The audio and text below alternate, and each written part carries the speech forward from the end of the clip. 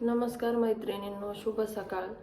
अनंत कोटी ब्रह्मांड नायक राजाधिराज योगीराज श्री स्वामी समर्थ महाराजांच्या चरणी नमस्कार करून मी आजच्या व्हिडिओला सुरुवात करते. तर आज आपण बघणार आहोत की मोटिवेशनल स्टोरी. ज्या मोटिवेशनल स्टोरीमध्ये आपण त्याचं असं तात्पर्य घेणार आहोत की भगवंतावरचा विश्वास कधीच कमी होऊ द्यायचा नाही, कारण भगवंत तो एक सर्वतोपरी आहे, ज्याच्यामुळे आपण या समाजामध्ये या जगात वावरत असतो. त्याच्या सत्तेने आपण ही बाकी सर्व कामे करत असतो, श्वास घेत असतो. म्हणून भगवंतावर विश्वास पाहिजे आणि तो आहे या ब्रह्मांडामध्ये, हा पण विश्वास आपल्याला असला पाहिजे. तर कहाणी आहे एका गृहस्थाची, ज्याला खूप काही गोष्टी येत होत्या, म्हणजे खूप कलेनं तो निपुण होता. व्यवसायातही तो अत्यंत प्रगतशील होता. परंतु त्याच्या मनामध्ये असा म्हणजे एक काय म्हणतो आपण त्याला, की त्यामध्ये एक असा विचार होता की या ब्रह्मांडामध्ये भगवान नाहीच, म्हणजे देव हा नाहीच, अशी त्यामध्ये एक भावना होती. आणि तो कधीच देव मानायचा नाही, फक्त आपण काम करत राहायचं आणि आपल्या कर्तृत्वाने आपल्याला मिळत असतं. परंतु कसं असतं की आयुष्य जगत असताना आपल्याला आपण कष्ट तर करायचे असतात, कारण कोणतीही गोष्ट कष्टाशिवाय साध्य होत नाही. प्रयत्नांची जोड जर अध्यात्माला दिली तर निश्चितच आपल्याला अपेक्षेपेक्षा जास्त यश मिळत असतं. म्हणून आपण जे कष्ट करतो त्याबरोबरच आपल्याला आध्यात्मिकही साधना करावी लागते, त्यातून आपल्याला उत्तुंग यश असं आपल्या पदरी पडत असतं. म्हणून प्रत्येकाने भगवंतावर विश्वास ठेवायचा असतो. तर असाच हा गृहस्थ असतो की याला देवच नाही या ब्रह्मांडामध्ये, असं याच्या मनामध्ये भावना असते. खूप दिवस होतात याला जे साध्य करायचं असतं तो साध्य करू शकत नाही. खूप कष्ट करतो, मेहनत करतो, परंतु त्याला पाहिजे तसं यश त्याच्या पदरी पडत नाही. म्हणून तो निराश होतो. मग एक दिवस असाच त्याचा मित्र त्याला भेटतो आणि त्याचा मित्र त्याला सांगतो की तू भगवान श्रीकृष्णाची सेवा कर. मग भगवान श्रीकृष्णाची सेवा करायला तो नकार देतो, परंतु त्याचा मित्र त्याला खूप समजावून सांगतो. मग त्याच्या समजावण्यामुळे हा गृहस्थ भगवान श्रीकृष्णाची सेवा करायला तयार होतो. मग तो काय करतो की बाजारातून एक भगवान श्रीकृष्णाची छान सुंदरशी मूर्ती घरी घेऊन येतो.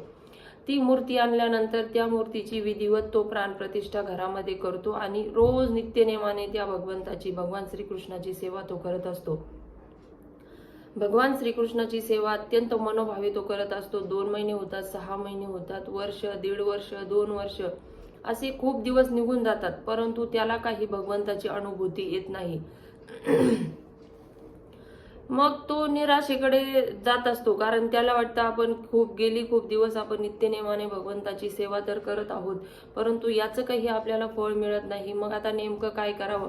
मग तो निराश व्हायला लागतो. तोच त्याला एक दुसरा मित्र भेटतो आणि तो मित्र त्याला म्हणतो की तू भगवान श्रीकृष्णाची नाही तर तू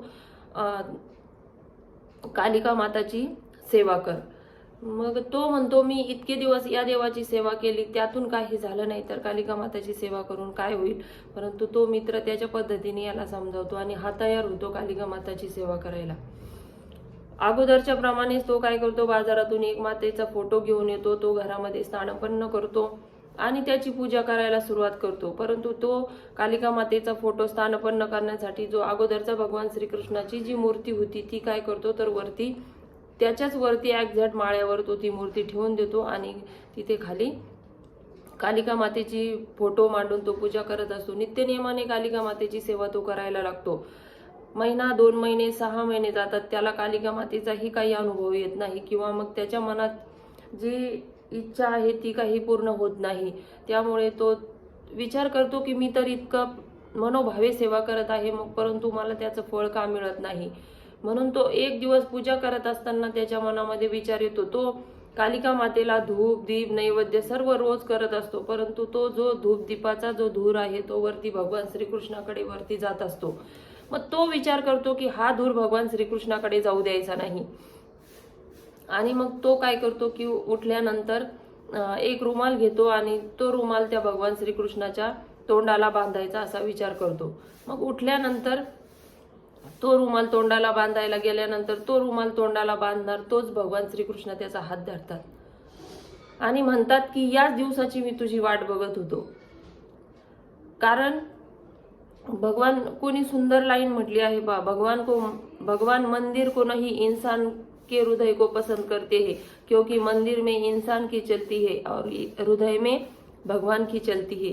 असं म्हणतात की आपल्या हृदयामध्ये भगवंत असतो, म्हणून आपल्या हृदयामध्ये चांगले विचार ठेवा, नक्कीच भगवंत तिथं वास्तव्य करत असतो. मग भगवंतानी त्या गृहस्थाचा हात धरला आणि म्हणला, मी याच दिवसाची वाट बघत होतो की तू मला स्वीकारशील की माझं अस्तित्व आहे. तू आज स्वीकारलं की माझं अस्तित्व आहे, मी तुझ्या धूपदीपाचा वास घेऊ शकतो आणि त्या क्षणी मी तुला अनुभव दिला.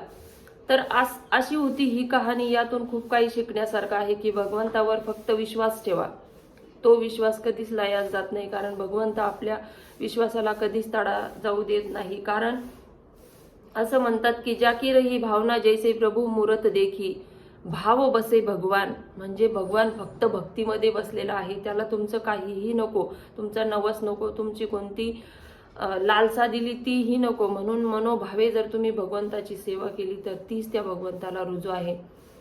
कहाणी आवडलीच तर लाईक, शेअर आणि सबस्क्राईब करायला विसरू नका. सर्वांना श्री स्वामी समर्थ.